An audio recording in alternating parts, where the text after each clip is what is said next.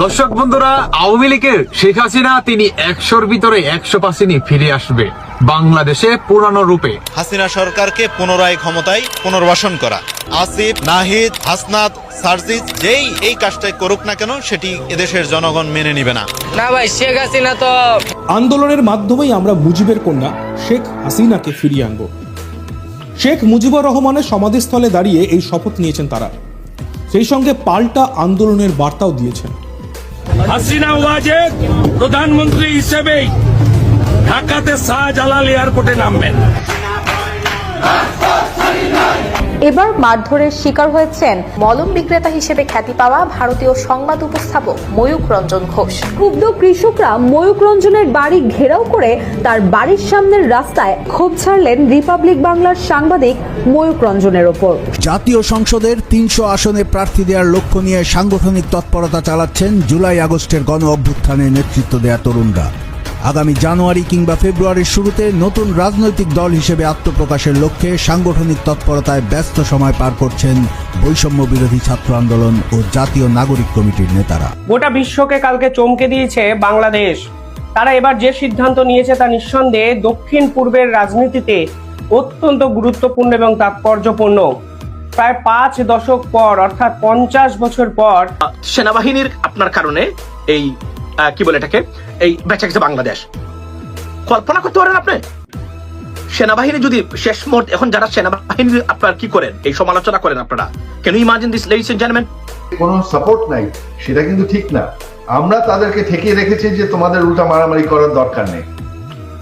আস্তে আস্তে দেখবে সময়তে আপনারা দেখবেন একজন মুক্তিযোদ্ধার গলায় জুতার মালা দিয়ে ঘোরানো হচ্ছে, এরকম একটা ভিডিও ভাইরাল হওয়ার পর থেকে আমাদের সোশ্যাল মিডিয়ায় তুমুল তর্ক বিতর্ক হচ্ছে। আসসালামু আলাইকুম রহমতুল্লাহ, সবাই কেমন আছেন? আশা করি সবাই অনেক অনেক ভালো এবং সুস্থ আছেন। সবাইকে স্বাগতম জানাচ্ছি আমাদের আরেকটি নতুন ভিডিওতে। প্রতিদিনের মতো আমি আপনাদের রিয়াদ ফারুকি আবারও চলে আসলাম নতুন একটা ভিডিও নিয়ে।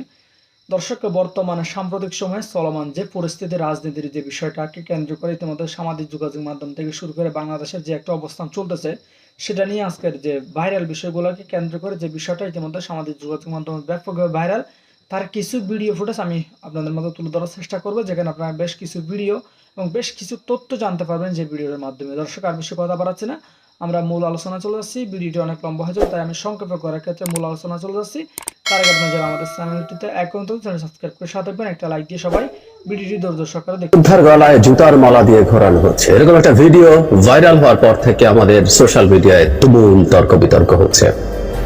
আমাদের এখনকার যে প্রবণতা, সোশ্যাল মিডিয়ায় ভাইরাল হওয়া জিনিস নিয়েও মেইন স্ট্রিম মিডিয়া প্রচুর কথা বলে এবং সেটা মেইন স্ট্রিম মিডিয়াতেও এসছে। প্রায় সব নিউজের পোর্টালে নিউজটার হেডলাইন এরকম যে বীর মুক্তিযোদ্ধাকে, যেমন সমকাল লিখেছে কুমিল্লা বীর মুক্তিযোদ্ধার গলায় জুতার মালা। অনেকগুলো কথা আছে এটা নিয়ে, অনেক ডাইমেনশন আছে, প্রত্যেকটা নিয়ে কথা বলতে চাই। সবার আগে ছোট একটা ব্যাপার যদি বলি, সেটা হলো বীর মুক্তিযোদ্ধা বলাটা আমার খুব হাস্যকর লাগে। এটা কথা আওয়ামী লীগ সরকার নিয়ম করেছিল, মুক্তিযোদ্ধা আগে বীর লিখতে হবে। মুক্তিযোদ্ধা শব্দটার মধ্যেই বীর শব্দটা আছে, এটা একটা রিডান্ডেন্ট শব্দ, ফালতু কথা, এটা তো কোনো দরকার নেই। মুক্তিযোদ্ধা ইটসেলফ ইজ এনাফ যে তারা বীর। এখানে ঘটনাটা এরকম, কুমিল্লার 14 গ্রামে বীর মুক্তিযোদ্ধা আব্দুল হাই কানুর গলায় জুতার মালা দিয়ে লাঞ্ছিত করেছে স্থানীয় লোকজন। একটা স্কুলের সামনে এটা ঘটেছে। 1 মিনিট 46 সেকেন্ডের ভিডিও ভাইরাল হয়। স্থানীয় সূত্রে জানা যায় বীর মুক্তিযোদ্ধা কানু কৃষক লীগের কেন্দ্রীয় কমিটির সদস্য। স্থানীয় এমপি মুজিবুল হকের সঙ্গে বিরোধে জড়িয়ে তার বিরুদ্ধে একাধিক মামলা হয়েছিল। দুপুরে তাকে পেয়ে 10 থেকে 12 জন মিলে তাকে এটা জুতার মালা দেয়। ভাইরাল হওয়া ভিডিওতে দেখা যায় স্থানীয় জামায়াত সমর্থক প্রবাসী আবুল হাসিমের নেতৃত্বে ওহিদ রাসেল পলাশ সহ 10-12 ব্যক্তি এলাকা থাকতে পারবে কিনা এই হুমকি দিচ্ছেন। ওই ব্যক্তিরা বলতে থাকেন 1 গ্রাম লোকের সামনে মাফ চাইতে পারবেন কিনা। অন্যরা বলতে থাকেন তিনি কুমিল্লা আউট, এলাকা আউট, ছেড়ে দাও। ভিডিওটা আমি দেখেছি, আপনারা অনেকেই হয়তো দেখেছেন। এসব বলা হচ্ছে, একটা জায়গায় এরকম বলা হচ্ছে, এটা সিগনিফিক্যান্ট, যে তুমি কি আমাদেরকে এলাকায় থাকতে দিয়েছিলে? আসলে আওয়ামী লীগ তার শাসন আমলে তার অত্যাচার নিপীড়ন এমন পর্যায়ে নিয়ে গিয়েছিল যে মানুষের মধ্যে প্রতিশোধ স্পৃহা তৈরি হওয়া ভুল না, এবং প্রতিশোধ স্পৃহা মানুষের একটা জন্মগত ইনস্টিংক্ট, এটা মানুষের ভেতরে থাকে বিল্ট ইন। সেই প্রতিশোধ স্পৃহা এরকম একটা ফেভারেবল কন্ডিশনে মাথাচাড়া দিয়ে উঠতে পারে, সেটাও অস্বাভাবিক না। বহুদিন এই কথা বলেছি। এর মধ্যে সিগনিফিক্যান্ট ব্যাপারগুলো কি আছে? জামায়াতের নেতা কর্মীরা এই কাজটা করেছেন। যদি এই রিপোর্টেই আছে জামায়াতের যিনি ওখানকার দায়িত্বশীল আছেন তিনি এটাকে স্বীকার করেননি, তিনি বলছেন সমর্থক হলেও হতে পারে, ডিনাউন্স করার টেন্ডেন্সি আছে। মানে সাম্প্রতিক সময়ে জামায়াতের লোকজন কোন রকম কোন সমস্যার সাথে জড়িত হচ্ছে না এই আলাপ আছে। এটা একটা ডিফারেন্ট পার্সপেক্টিভ আমাদেরকে দেবে যে তারাও বিভিন্ন রকম ভাবে বিভিন্ন রকম অন্যায়ের সাথে জড়িত। মানে এখানে অন্যায়টা কোথায় হলো? বীর মুক্তিযোদ্ধাকে কি গলায় জুতার মালা দেওয়া যাবে না? তাহলে কথাটা এরকম দাঁড়ায়, দ্য টোন ইটসেলফ। আমি অনেককে ফেসবুকে এভাবে লিখতে দেখেছি, আমজনতা নন বীর মুক্তিযোদ্ধা হলে গলায় জুতার মালা দেওয়া জায়েজ আছে, কিন্তু বীর মুক্তিযোদ্ধা বলে জায়েজ না। মানে বীর মুক্তিযোদ্ধাদের স্খলন। আমি খুব মন খারাপ নিয়ে ইলেকশনের আগে দুজন মানুষকে খুব বাজে ভাষায় আক্রমণ করে ভিডিও করেছিলাম। একজন হচ্ছে শাহজাহান উমর, উনি বীর উত্তম, মানে উনি মারা গেলে বীর শ্রেষ্ঠ হতে পারতেন, মানে জীবিতদের মধ্যে সবচেয়ে বড় খেতাব প্রাপ্ত মুক্তিযোদ্ধা। আর একজন জেনারেল ইব্রাহিম, বীর প্রতীক, বীর মুক্তিযোদ্ধা। তাদের স্খলন, তাদের পচন, তারা কিভাবে শেখ হাসিনার পা চেটে এমপি হতে গিয়েছিলেন আমরা দেখি নাই? এই দেশকে ধ্বংস করতে গিয়েছে দেখি নাই? সুতরাং বীর মুক্তিযোদ্ধা হয়েছে তাই তাকে কিছু করা যাবে না, এটা খুব বাজে কথা। এটা হলো প্রথম রুল, প্রথম প্রবলেম। আওয়ামী লীগের, কৃষক লীগের কেন্দ্রীয় সদস্য এবং আওয়ামী লীগের 99% মানুষ আপাদমস্তক ক্রিমিনাল যারা দলে ছিল, এমনকি যারা নৈতিকভাবে সমর্থন করে তারাও ক্রিমিনালদেরকে সমর্থন করেন। এই লোক ক্রিমিনাল হওয়ার সম্ভাবনা অনেক বেশি, কোনো সন্দেহ নাই। আওয়ামী লীগ মানে ক্রিমিনাল, এবং একটা কৃষক লীগের কেন্দ্রীয় কমিটিতে থাকা লোক ক্রিমিনাল হওয়ার সম্ভাবনা 99%। মুক্তিযোদ্ধারা ক্রিমিনাল হতেই পারেন, প্রচুর ধান্দাবাজ আছেন, এই দেশকে ধ্বংস করেছেন। আমাদের মানে দেশের মানে খনিজ সম্পদ, জ্বালানি খনিজ সম্পদ নষ্ট করা মানুষের মধ্যে যে মানুষগুলো সবচেয়ে সামনের কাতারে থাকবেন, আমাদের ভবিষ্যৎ ধ্বংস করেছেন তৌফিক ইলাহি চৌধুরী, শেখ হাসিনা জ্বালানি উপদেষ্টা, বীর বিক্রম। এবং আমরা কেউ কেউ শিক্ষা করি, ভদ্রলোক হার্ভার্ড পিএইচডি, শিক্ষা হলেই নাকি বিরাট সব জ্ঞানী গুণী হয়ে যেতে পারে। আমাদের পার্লামেন্টে শিক্ষাগত যোগ্যতা যোগ করা উচিত নির্বাচনের ক্ষেত্রে, এরকম আলাপ আছে, which I strongly disagree। তো সুতরাং ওটা ব্যাপার না, আলাপটা আসলে ভিন্ন। আলাপটা আসলে বীর মুক্তিযোদ্ধা হন বা না হন, আওয়ামী লীগের ক্রিমিনাল হন বা না হন, তাতে কিছু আসে যায় না। একটা মানুষের, আমাদের যে লিখেছিলাম মানবিক মর্যাদা, মানবিক মর্যাদা কনসেপ্টটা কি আমরা যে লিখেছি আমাদের স্বাধীনতার ঘোষণাপত্রে, সেটা ভাবিয়ে অনেকদিন ব্যস্ত ছিল, আসতে পারে না। শোনো, দেখলাম কার থেকে, তোমার থেকে, শিখলাম কার থেকে, তোমার থেকে।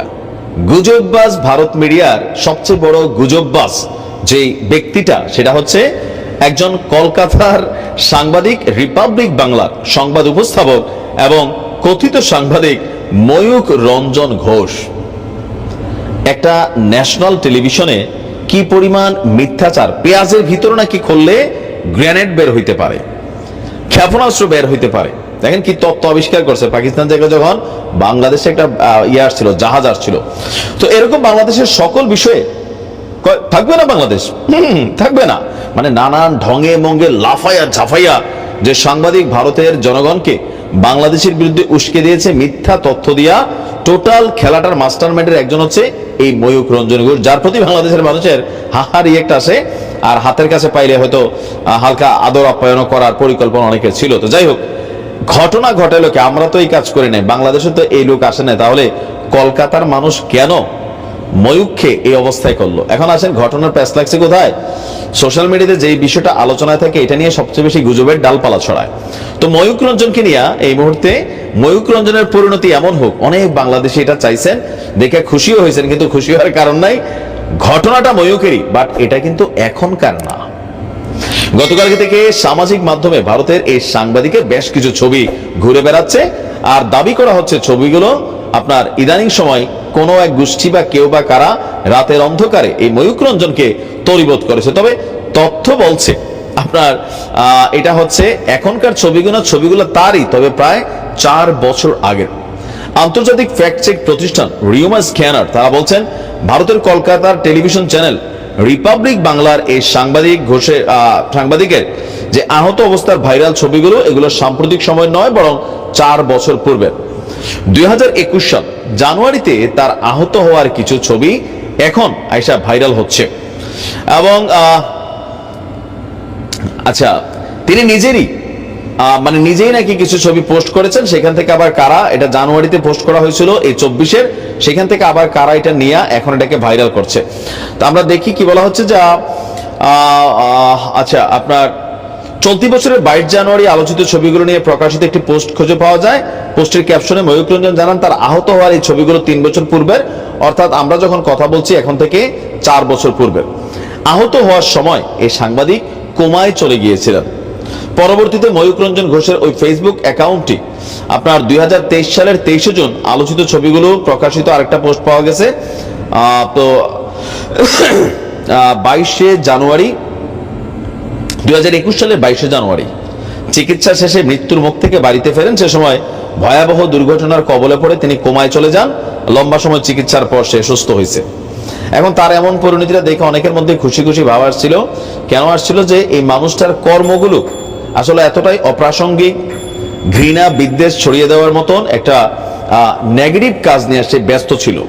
আর একজন বাংলাদেশী হিসাবে বাংলাদেশের জনগণের এই সাংবাদিকের সকল কিছুর উপরই একটা আকর্ষণ আছে। সেই জায়গা থেকে তো আমাদের দেশের অনেকে মনে করছিল ঘটনা সত্য, আর মিডিয়াও যেভাবে নিউজ টিউজ করছিল, আপনারাও যেভাবে নিউজ দেখছেন, ক্যাপশন দেখছেন, ভিতরে ঢুকে বুঝছেন যে আসলে এটা এখনকার ঘটনা না। তবে এই ব্যক্তির একটা মনে হয় কি বলা যায়, একটা টার্গেট হয়ে গেছে। সে যাই নিউজ করবে, ভুলভাল করবে, গুজব করবে, আর বাংলাদেশের বিরুদ্ধে সে বক্তব্য দিবে, দুই দেশের জনগণের মধ্যে হিংসার বীজ তৈরি করবে। এটাই ময়ূকের সাংবাদিকতার প্রধান উদ্দেশ্য। দেওয়ার লক্ষ্য নিয়ে সাংগঠনিক তৎপরতা চালাচ্ছেন জুলাই আগস্টের গণ অভ্যুত্থানে নেতৃত্ব দেয়া তরুণরা। আগামী জানুয়ারি কিংবা ফেব্রুয়ারির শুরুতে নতুন রাজনৈতিক দল হিসেবে আত্মপ্রকাশের লক্ষ্যে সাংগঠনিক তৎপরতায় ব্যস্ত সময় পার করছেন বৈষম্য বিরোধী ছাত্র আন্দোলন ও জাতীয় নাগরিক কমিটির নেতারা। অন্তর্বর্তী সরকারের অধীনে জাতীয় নির্বাচনে অংশগ্রহণই তাদের লক্ষ্য। দেশের বর্তমান রাজনৈতিক বাস্তবতাকে সামনে রেখে ফ্যাসিবাদী ব্যবস্থার বিলোপ ও নতুন রাজনৈতিক বন্দোবস্ত বাস্তবায়নে কাজ করতে চায় তরুণদের সম্ভাব্য এই রাজনৈতিক দল। এবারের বিজয় দিবসেই তরুণদের এই রাজনৈতিক দলটির আত্মপ্রকাশের কথা ছিল, কিন্তু বিভিন্ন কারণে তা সম্ভব হয়নি বলে সংগঠন সূত্রে জানা গেছে। তবে বিজয় দিবসের দিন জাতীয় স্মৃতিসৌধে শ্রদ্ধা জ্ঞাপন শেষে জাতীয় নাগরিক কমিটির আহ্বায়ক নাসিরউদ্দিন পাটোয়ারি জাতীয় নাগরিক কমিটি ও বৈষম্য বিরোধী ছাত্র আন্দোলন আগামী 1-2 মাসের মধ্যে নতুন দল উপহার দেবে বলে ঘোষণা করেন। দলীয় সূত্র বলছে, আগামী জাতীয় সংসদ নির্বাচনে 300 আসনেই তরুণদের প্রতিনিধিত্ব নিশ্চিত করতে চায় তারা। বৈষম্য বিরোধী ছাত্র আন্দোলন ও জাতীয় নাগরিক কমিটি এই 2 প্ল্যাটফর্ম থেকে যারা নতুন রাজনৈতিক দলে যোগ দিতে আগ্রহী, মূলত তাদের নিয়েই দল গঠিত হবে। বিভিন্ন রাজনৈতিক দল ও ছাত্র সংগঠনের সাবেক নেতা এবং সুশীল সমাজের প্রতিনিধিদেরও অন্তর্ভুক্ত করা হবে দলে। নাগরিক কমিটি ও বৈষম্য বিরোধী ছাত্র আন্দোলনের শীর্ষ নেতারা দলের সঙ্গে সরাসরি জড়িত হবেন না, তবে তাদের মধ্যে কয়েকজন নির্বাচনে অংশ নেবেন। এই 2টি প্ল্যাটফর্মকে বিলুপ্ত না করে কাজে লাগানো হবে প্রেসার গ্রুপ হিসেবে। কেন্দ্রীয় নেতারা এখন ব্যস্ত সময় কাটাচ্ছেন দলীয় ম্যানিফেস্টো তৈরি এবং সাংগঠনিক কাঠামোর বিস্তৃতি ও পুনর্গঠন কার্যক্রম নিয়ে। চলতি মাসেই সারা দেশে থানা পর্যায়ে জাতীয় নাগরিক কমিটির কমিটি গঠনের লক্ষ্যে কাজ চলছে। ফেব্রুয়ারির মধ্যে সম্পন্ন হবে জেলা ও মহানগর পর্যায়ে কমিটি গঠনের কাজ। পাশাপাশি বৈষম্য বিরোধী ছাত্র আন্দোলনও সাংগঠনিক কাজে তৎপর রয়েছে, তারাও জেলা পর্যায়ে কমিটি দেয়া শুরু করেছে। নাগরিক কমিটির মুখপাত্র সামান্তা শারমিন জানান, 400টি উপজেলায় কমিটি দেওয়ার লক্ষ্য নিয়ে কাজ করছেন তারা। এখন পর্যন্ত 100টি কমিটি চূড়ান্ত হয়েছে, বাকি কমিটিগুলো এ মাসের মধ্যেই হবে। পুরোপুরি দল গঠন ও আত্মপ্রকাশের পরই রাজনৈতিক দল হিসেবে নির্বাচন কমিশনের নিবন্ধনের জন্য কাজ শুরু করবেন তারা। কমিটি গঠনের পাশাপাশি 2টি সংগঠনের নেতারা জাতীয় বিভিন্ন বিষয়ে প্রায় নিয়মিত বক্তব্য বিবৃতি দিচ্ছেন, বিভিন্ন সভা সেমিনারে অংশ নিচ্ছেন। পাশাপাশি সংগঠন দুটির প্রতিনিধিরা বিভিন্ন জেলায় সফর করছেন। এর মধ্যে জাতীয় নাগরিক কমিটি বিভিন্ন জেলায় মতবিনিময় সভা করছে। 2 সংগঠনই নিজেদের সাংগঠনিক কাঠামো পুনর্গঠন করছে। 2টি সংগঠনের কার্যক্রমই পরিচালিত হচ্ছে রাজধানীর বাংলা মোটরের রূপায়ণ ট্রেড সেন্টারের পৃথক 2টি কার্যালয় থেকে। জাতীয় নাগরিক কমিটিতে 2 দফায় সদস্য বেড়ে এখন দাঁড়িয়েছে 107 জনে। বৈষম্য বিরোধী ছাত্র আন্দোলনের নেতা সার্জিস আলমকে জাতীয় নাগরিক কমিটির মুখ্য সংগঠক মনোনীত করা হয়েছে।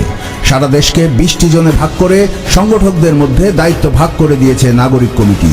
জাতীয় নাগরিক কমিটির কেন্দ্রীয় সদস্য পদে ধর্মভিত্তিক ছাত্র সংগঠন ও বামপন্থী বিভিন্ন ছাত্র সংগঠনের সাবেক নেতারাও রয়েছেন। জুলাই আগস্টে ছাত্র জনতার আন্দোলনের সময় বৈষম্য বিরোধী ছাত্র আন্দোলনের মূল নেতৃত্বে ছিলেন সমন্বয়কেরা। প্রথমে ৬৫ জন কেন্দ্রীয় সমন্বয়ক ও সহ সমন্বয়কের একটি টিম ছিল, পরে ১৫৮ জনের টিম করা হয়। গত অক্টোবর মাসে সেই টিম বিলুপ্ত করে ৪ সদস্যের আহ্বায়ক কমিটি ও পরে নভেম্বরে ১৮ সদস্যের নির্বাহী কমিটি করা হয়। বর্তমানে এই নির্বাহী কমিটির সদস্য সংখ্যা ২২ জন। ইন্ডিয়ার দাদা বাবুরা আসছে আমাদের সাথে যুদ্ধ করতে, ইন্ডিয়ার দাদা বাবুরা আসছে আমাদেরকে ভিখারি বলতে। ইন্ডিয়ার দাদা বাবুরা আসছে। আজকে একটা নিউজ দেখলাম, ইন্ডিয়াতে মানে গরুর দুধের থেকে গরুর চুনার দাম বেশি, মানে গরুর মূত্রের দাম বেশি। মানে গ্রাম ভাষায় তো চোনা বলে, গরুর চোনা বলে, আমি যেটা শুনে মানে বড় হয়েছি। কিন্তু আপনি যদি এটা খুব ভালোভাবে বলতে চান তাহলে গরুর মূত্র বলতে হবে। ইন্ডিয়াতে গরুর দুধের থেকে গরুর মূত্রের দাম বেশি। আপনারা কি জানেন পৃথিবীতে 2টা প্রাণী আছে আপনারা জানেন যারা মলমূত্র খায়, একটা হচ্ছে কুকুর আর একটা শুয়োর। যাই হোক, তাহলে ইন্ডিয়ার যে নাগরিকরা আছে এই পশ্চিমবঙ্গে নেই গরুর দুধের থেকে গরুর চুনার চাহিদা বেশি।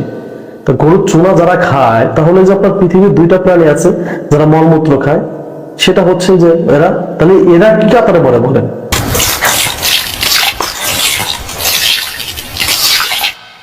যে পশ্চিমবঙ্গে যারা আছে এরা কি কাতারে পড়ে, যে এরা গরুর দুধের থেকে গরুর চুনা খায়, আর এরাই কিনা আমাদেরকে মানে শিখাইতে আসে যে আমরা ভিখারি, আমরা খাইতে পারি না, হ্যান পাই না, ত্যান পাই না, এই কথাগুলো আমাদের বলতে আসে, যারা কিনা রেগুলার বাইরে টয়লেট করে। আসলে দেখেন, ওরা তো মানে সমালোচনা করতে চাই না, কিন্তু এইসব নিউজ দেখলে মানে কথা না বলে থাকতে পারি না ভাই। এখানে দেখবেন অনেকে এসে কমেন্ট করবে হ্যান ত্যান। ভাই বাংলাদেশে তুই এই জিনিস একটা খারাপ জিনিস দেখা, যে বাংলাদেশে কয়জন মানুষ বাইরে টয়লেট করে, বাংলাদেশে কয়জন মানুষ না খাই মারা যায় দেখা। দেখ নিউজ দেখা, কিন্তু তোদের দেশে যদি নিউজ বের করি যে ইন্ডিয়াতে কত লক্ষ মানুষ না খেয়ে থাকে, কত লক্ষ মানুষ বাইরে ঘুমায়, কত লক্ষ মানুষ বাইরে টয়লেট করে, লক্ষ বললে ভুল হবে, 46 কোটি মানুষ বাইরে এখনো টয়লেট করে। তোদের দিক থেকে তো সব দিক থেকে তো আমরা ভালো আছি। আমাদের মাথা পিছু আয় কত, তোদের মাথা পিছু আয় দেখ। পশ্চিমবঙ্গের মাথা পিছু আয়, বাংলাদেশের মাথা পিছু আয় কত? পশ্চিমবঙ্গ তো আমাদের সাথেই তো, ঠিক না? তো তোদের এখানে মাথা পিছু আয় কত, আমাদের এখানে মাথা পিছু আয় কত? তোদের দিল্লির মানুষই গুনে না। দিল্লি, মুম্বাই এইসব অঞ্চলের মানুষই তো পশ্চিমবঙ্গের দেখলে মানে পশ্চিমবঙ্গের মানুষের কথা শুনলে মানে কি বলবো, নাক ঝাড়ে। মানে এদের ভিতরে একটা বৈষম্য আছে। বাংলাদেশে কোনো জেলার নাগরিক সঙ্গে কোনো জেলার কিন্তু বৈষম্য নাই, সবাই সমান হবে, যে এ বড় লোক এ গরিব, এটা না। কিন্তু পশ্চিমবঙ্গের মানুষের মাথা পিছু আয় কম, এই জন্য দিল্লির মানুষ এদেরকে ছোট করে দেখে, মুম্বাইয়ের মানুষ ছোট করে দেখে। আর আমাদের সাথে আসছে, আমাদেরকে ইয়া করতে আসছে যে আমরা না খেয়ে থাকি, আমরা খাইতে পারবো না, আমরা ইন্ডিয়া হেল্প না করলে চলতে পারবো না, হ্যান ত্যান। এই কথাগুলা আসলে তোমাদের খাটে না। তোমরা মুক্ত খাও, মুক্ত খেয়ে থাকো। পৃথিবীর 2টা প্রাণী যারা মলমূত্র খায়, তাদের ভিতর যাই হোক শুয়োর আর কুত্তা, এখন তোমরাও তো একটা প্রাণীর মলমূত্র খাও, তাহলে তোমরা ধরে নিও তোমরা কোন কাতারে পড়ো। আমরা এটা বলতে চাই না ভাই, তোমাদের সমালোচনা করতে চাই না, কিন্তু তোমরা সমালোচনা করতে বাধ্য করো। আমরা সমালোচনা করতে চাই না, সত্যি বলতেছি। আমরা তোমাদেরকে আমাদের প্রতিবেশী মনে করতাম, আপন মনে করতাম। কখনো কোন জায়গা থেকে দেখছো যে আমরা পশ্চিমবঙ্গের মানুষদের নিয়ে সমালোচনা করছি? সমালোচনা এখন কেন করতেছি? কারণ তোমাদের শুভেন্দু, তোমাদের মুলুক, এরা হচ্ছে বাংলাদেশ নিয়ে বেশি মাথা ঘামাঘামি করতেছে। তোমাদের যে মমতা দিদি, সে তো কিছুদিন আগে বলছিল যে বাংলাদেশে শান্তিরক্ষা বাহিনীর মানে করতে বলছিল, যেখানে বাংলাদেশের মানুষ শান্তিতে আছে। আমাদের দেশের নাগরিক তোমাদের দেশে যাচ্ছে, ভুলভাল নিউজ প্রচার করতে, তাদেরকে জোর করে নিউজ করাইতেছো না? তা তোমাদেরকে আমাদের কথা বলতে হয়, তোমরা কথা বলতে বাধ্য করছো। তোমরা যে গরুর চুনা খাও, এটা নিয়ে কেন কথা বলবো? এতদিন তো কথা বলি নাই। তোমরা তো আগে থেকে গরুর চুনা খাইতা, গরুর মূত্র তো আগে থেকেই খাইতা। বাংলাদেশ তারা এবার যে সিদ্ধান্ত নিয়েছে তা নিঃসন্দেহে দক্ষিণ পূর্বের রাজনীতিতে অত্যন্ত গুরুত্বপূর্ণ এবং তাৎপর্যপূর্ণ। প্রায় 5 দশক পর, অর্থাৎ 50 বছর পর পাকিস্তানের সেনাবাহিনী বা সেনাকর্তারা নাকি বাংলাদেশে যাবেন। কেন জানেন? কারণ তারা এবার বাংলাদেশের যে সেনাবাহিনী তাদেরকে ট্রেন করবেন। এরকমই একটি বিজ্ঞপ্তি কালকে সরকারিভাবে 2 দেশের পক্ষ থেকে কিন্তু দেওয়া হয়েছে, যেখানে তারা বলেছেন এবার পাকিস্তানের সেনাবাহিনীর যে আর্মি চিফ, সেই আর্মি চিফ এবং আর্মি কর্তারা বাংলাদেশের সেনাবাহিনীকে ট্রেন করবেন দিনের পর দিন। এবং এ বিষয়ে পাকিস্তানের joint chief of staff Sahir Mahmud Mirza, ইনি কিন্তু একটি সরকারি বিজ্ঞপ্তিতে জানিয়েছেন এ ধরনের সম্ভাবনা প্রাথমিকভাবে মোহাম্মদ ইউনুস এবং পাকিস্তানের যে প্রধানমন্ত্রী তার মিটিং এ ঠিক হয়েছে। আর এখানেই কিন্তু প্রশ্ন উঠতে শুরু করেছে, সত্যি কি এবার যুদ্ধ চাইছে পাকিস্তান, নাকি বাংলাদেশকে কাজে লাগিয়ে বাংলাদেশকে দিনের শেষে ভারতের বিরুদ্ধে উস্কে দিয়ে বলির পাঠা করতে চলেছে এই মানে মৌলবাদী দেশটি। বিশ্বের একাধিক আন্তর্জাতিক মহল এ বিষয়ে কিন্তু সরব এবং উদ্বিগ্ন। তারা বলছেন হঠাৎ করে বাংলাদেশের প্রয়োজনীয়তাটা কি পড়লো যে পাকিস্তানের সেনাকর্তারা বাংলাদেশের সেনাবাহিনী থেকে ট্রেনিং নেবেন, মানে এই প্রশিক্ষণের পিছনে বা নেপথ্যে কোন বড় প্ল্যান এদের জড়িয়ে আছে সে বিষয়ে কিন্তু তারা প্রশ্ন চিহ্ন তুলে দিয়েছেন। কিন্তু যদি আপনারা ঘটনা প্রবাহ পর পর সাজান তাহলে দেখতে পাবেন এই পাকিস্তান এবং বাংলাদেশের কিন্তু টার্গেট পয়েন্ট বিশ্বের অন্য একটি প্রভাবশালী দেশ, যা আমাদের ভারতবর্ষ। শেষ 10টা এমন কোনো ঘটনা বা এমন কিছু ঘটনা আমি আপনাদের সামনে আজকে তুলে ধরতে চাই, যেখানে আপনারা বুঝতে পারবেন এই যে পুরো বিষয়টি এটি কিন্তু ধারাবাহিকভাবে মানে পর্যায়ক্রমে এবং অত্যন্ত ঠান্ডা মাথায় পরিকল্পনা করা হচ্ছে, যা ভারতের একাধিক ইন্টেলিজেন্স কর্তারাও হয়তো বুঝতে শুরু করে দিয়েছেন। বাংলাদেশ তো জানতো পাকিস্তানের বর্তমান অবস্থা গোটা বিশ্বের প্রশ্নের মুখে, এমনকি জাতিসংঘতে বিশ্বের একাধিক দেশ পাকিস্তানের নিয়ে প্রশ্ন তোলা হয়। পাকিস্তানের পরমাণু বোমা নিয়ে স্বয়ং আমেরিকার পক্ষ থেকে বারংবার প্রশ্ন চিহ্ন তোলা হয়েছে। আমেরিকার বর্তমান যে স্পাই এজেন্সির হেড তুলসী গ্যাবট পরিষ্কারভাবে জাতিসংঘের কনফারেন্সে পাকিস্তান নিয়ে একের পর এক বিস্ফোরক প্রশ্ন চিহ্ন তুলেছেন। আর এর পরেও মোহাম্মদ ইউনূস কিন্তু কার্যত দিনের পর দিন পাকিস্তান প্রেম এবং প্রীতি দেখিয়ে বাংলাদেশকে এক সম্পূর্ণ অন্য রাষ্ট্রে পরিণত করে চলেছেন। কালকে মানে ভারতের এই মানে বাংলাদেশের এই পদক্ষেপের পর ভারতের পক্ষ থেকেও পাল্টে একটি বিবৃতি কিন্তু দিলেন বিদেশমন্ত্রী জয়শঙ্কর, যা দুই দেশের যে রাজনৈতিক পরিস্থিতি সেটাকে কিন্তু ফের একবার উত্তপ্ত করে। কি কি ঘটনা বাংলাদেশ শেষ 1 মাসে ঘটালো, যার ফলে এত বড় উদ্বেগজনক একটা পরিস্থিতি দক্ষিণ পূর্ব এশিয়ায় কিন্তু ঘনাচ্ছে বলে আমার মনে হচ্ছে। দেখুন, প্রথমেই এই 50 বছর পর পাকিস্তানের সেনাবাহিনী বাংলাদেশের মাটিতে যাওয়া এর নেপথ্যে কারণটা কি আছে, এই প্রশ্ন কিন্তু সরকারিভাবে কোনো দেশই কিন্তু ফেস করেনি। অর্থাৎ হঠাৎ করে একটা দেশের সেনাবাহিনীর কর্তারা অন্য দেশকে কেন ট্রেনিং করতে দেবেন? নিজের দেশে কি কোনো কাজকর্ম নেই? একটা জিনিস হতে পারে, সে হলো বাংলাদেশের সেনাবাহিনীর আপগ্রেডেশন। আর একটা দেশের সেনাবাহিনীর আপগ্রেডেশন কখন প্রয়োজন হয়, কোন যুদ্ধের জন্য বাংলাদেশ সেনাবাহিনীকে প্রস্তুত করতে চাইছেন সেনাপ্রধান এবং মোহাম্মদ ইউনূস, সেটা তো আন্তর্জাতিক স্তরকে বলতে হবে। আর এর পিছনে শুধুমাত্র কূটনৈতিক কারণ আছে বলে আমি অন্তত বিশ্বাস করি না, কারণ পাকিস্তানকে কোনোভাবেই কোনো দিক থেকে এর আগে বিশ্বের কোনো দেশই ভরসা করতে পারেনি এবং ভবিষ্যতেও পারবে না। কিছুদিন আগে যে মাসুদ আজহার, তিনি পাকিস্তানের থেকে একটি ভাইরাল ভিডিওতে বক্তৃতা দিয়েছেন। সে নাকি 21 বছর ধরে পাকিস্তানে ছিলই না, এমনকি তিনি মৃত কি জীবিত এ বিষয়ে প্রশ্নচিহ্ন তুলে দিয়েছিল খোদ পাকিস্তান। সরাসরি তারা বলেছিল তিনি নাকি আফগানিস্তানে আছেন, কিন্তু সেই ভিডিও বার্তা যিনি কিনা বিশ্বের মোস্ট ওয়ান্টেড এর তালিকায় 1 নম্বরে আছে, ভারতের তো আছেই, কিন্তু এনআইএ এর তালিকায় 1 নম্বরে থাকার পাশাপাশি বিশ্বের একাধিক দেশের তালিকাও সে মোস্ট ওয়ান্টেড। তিনি 21 বছর পর হঠাৎ করে পাকিস্তানে একটি ভাষণ দিয়ে বসেছেন, যার ফলে পাকিস্তানের বিশ্বাসযোগ্যতা আরো কিন্তু ড্যামেজ হয়ে গেছে। আর ঠিক সেই প্রেক্ষাপটে দাঁড়িয়ে মোহাম্মদ ইউনূস গেলেন পাকিস্তানে। প্রথমে পাকিস্তানের প্রধানমন্ত্রীর সঙ্গে একটি মিটিং করলেন। সেই মিটিং এ তারা কি আলোচনা করলেন? তারা চাইলেন 1971-এর যে ইস্যুগুলো আছে সেগুলো রিজলভ করবেন। 1971-এর কি কি ইস্যু আছে? 1971 সালে পূর্ব পাকিস্তান এবং পশ্চিম পাকিস্তানের স্বাধীনতার যুদ্ধের ইস্যু আছে। অর্থাৎ স্বাধীনতার প্রশ্নে একাধিক বিষয় কিন্তু সে সময় উত্থাপিত হয়েছিল। আর এখন 1971-এর পর 2024, এই 2024-এ দাঁড়িয়ে সেই বিষয়গুলো টেনে সলিউশন বার করা মানে তো স্বাধীনতাকে অস্বীকার করা। অর্থাৎ যার জন্য যাদের বিরুদ্ধে আপনারা স্বাধীনতার লড়াই করলেন, বাংলাদেশের একাধিক মুক্তিযোদ্ধা প্রাণ দিল, বঙ্গবন্ধু মুজিবুর রহমানের মতো মানে নেতা কার্যত সামনে থেকে লড়াই করে বাংলাদেশকে স্বাধীন করলেন, সেই স্বাধীনতার মধ্যে এমন কি ইস্যু আছে যা তারা হঠাৎ করে রিজলভ করতে চাইছেন? অর্থাৎ শুরুটা কিন্তু সেখান থেকেই হয়েছিল। আর এবার দুই দেশের সরকার ঠিক করলো তাদের সেনাবাহিনী একে অপরের দেশকে পাঠিয়ে উন্নত মানের প্রশিক্ষণ দেবেন এবং দুই দেশ ভবিষ্যতে সামরিক শক্তিতে একে অপরকে সহায়তা করবে। একে অপরকে সহায়তা করতেই পারে, কিন্তু এর পিছনে যে হিডেন এজেন্ডা লুকিয়ে আছে তার হয়তো আজকে আন্তর্জাতিক দূরদর্শী বিভিন্ন ব্যক্তিত্বরা ইতিমধ্যেই বুঝতে শুরু করে দিয়েছেন। সেকেন্ড, কালকে আমেরিকা পাকিস্তানের যে হাইপারসনিক ব্যালিস্টিক মিসাইল টেস্টিং তার উপর স্যাংশন লাগিয়েছিল। তারা বলেছিল এই মিসাইলের রেঞ্জ কিন্তু 15,000 কিলোমিটার। আর আমেরিকা থেকে পাকিস্তানের দূরত্ব কিন্তু 12,200 কিলোমিটার আশেপাশে। তাহলে পাকিস্তানকে বিশ্বাস করা যায় না। মূলত এই পাকিস্তানের টার্গেট পয়েন্টে কিন্তু ছিল ইসরায়েল, এবং আরেকটু দূরে যদি বিস্তার লাভ করেন তাহলে আমেরিকা এই মিসাইলের আওতায় কিন্তু চলে আসে।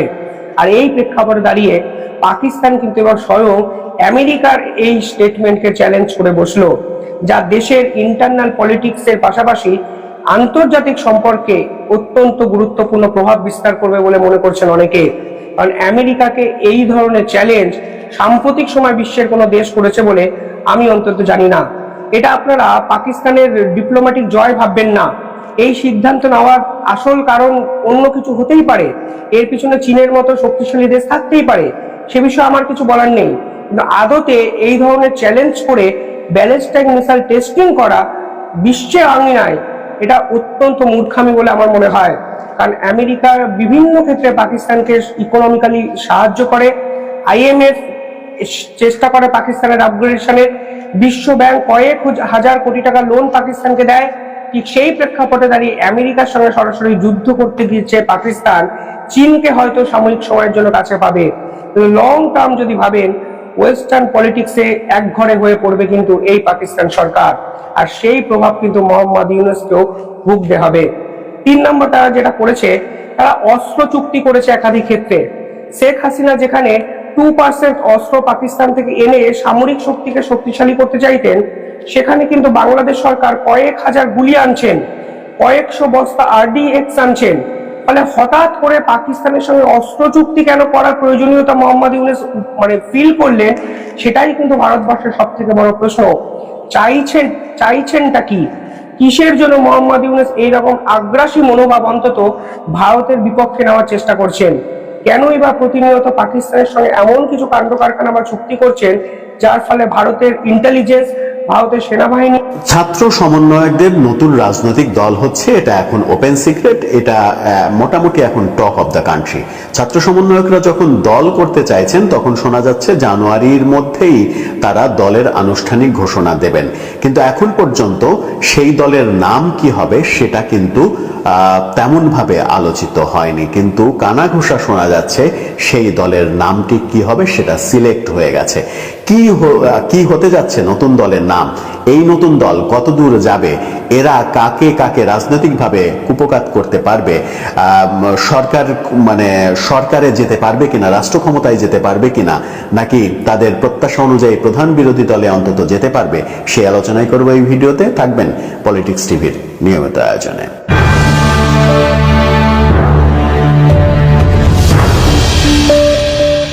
বলছিলাম ছাত্র সমন্বয়কদের নতুন দলের কথা। ছাত্র সমন্বয়করা নতুন দল করছেন। জাতীয় নাগরিক কমিটির অধীনে সারা দেশে কমিটি গঠন হচ্ছে। কমিটি গঠন ওয়ার্ড পর্যায়ে তারা নিয়ে যেতে চায়, ওয়ার্ডে ওয়ার্ডে কমিটি গঠন করতে চায় সারা দেশে, এবং তারপরেই তারা জানুয়ারির মধ্যে কিংবা ফেব্রুয়ারিতে এই দলের আনুষ্ঠানিক ঘোষণা দেবে। এই দলের আনুষ্ঠানিক ঘোষণা এখনো হয়নি, কিন্তু জাতীয় নাগরিক কমিটি এই নামে তারা কমিটি গঠন করছে। কিন্তু আশ্চর্যজনক হলেও মোটামুটি সত্য হিসেবেই ধরে নেওয়া যায় যে জাতীয় নাগরিক কমিটি নাম হচ্ছে না এই দলের। তাহলে কি নাম হচ্ছে? যে নাম হচ্ছে শোনা যাচ্ছে, কানাঘোষা শোনা যাচ্ছে, সেই নামটির সঙ্গে ডক্টর ইউনূসের 2007 সালে যে তৈরি করা দল, যে রাজনৈতিক দল তিনি তৈরি করেছিলেন, সেই দলের নামের খুবই মিল রয়েছে, এবং সেই দলটা হুবহু না রেখে সামান্য একটু একটা শব্দ পরিবর্তন করেই দলের নাম রাখা হচ্ছে বলে মোটামুটি বাতাসে কানাঘোষা চলছে। ডক্টর ইউনূসের 2007 সালে যে রাজনৈতিক দল, সেই রাজনৈতিক দলের নাম ছিল নাগরিক শক্তি। নাগরিক শক্তি দলটা করার পরে তিনি 3 মাসও সেই কার্যক্রম চালাতে পারেননি, তারপরে কার্যক্রম গুটিয়ে ফেলতে বাধ্য হয়েছেন। রাজনীতিতে তিনি সুবিধা করতে পারেননি। এত বছর পরে 2024-এর এই অকেশনে এসে তিনি যখন রাষ্ট্র ক্ষমতায় প্রধান উপদেষ্টা হিসেবে দায়িত্ব পালন করছেন, তারই এক ধরনের আশীর্বাদে ছাত্র সমন্বয়করা নতুন দল তৈরি করছে, এবং সেই দলে ডক্টর মোহাম্মদ ইউনূসের দলের নামের ছায়া থাকছে। কি হচ্ছে দলের নাম? খুব সম্ভবত যে নামটা ছড়িয়ে পড়ছে, যে নামটা চতুর্দিকে আলোচিত হচ্ছে, সেই নামেই আত্মপ্রকাশ ঘটতে চলছে নতুন রাজনৈতিক দলের। সেই নামটি হচ্ছে জনশক্তি। নাগরিক শক্তি থেকে জনশক্তি। নাগরিকের জায়গায় শক্তির জায়গায় শক্তি আছে, অর্থাৎ ডক্টর ইউনূসের নামের অর্ধেক কিন্তু আছে, বাকি অর্ধেক একটু ভেরিয়েশন আনা হয়েছে। জনশক্তি নামেই নতুন রাজনৈতিক দল আসছে বলেই মনে হচ্ছে। এই ঘোষণাটা জানুয়ারিতেই দেয়া হবে।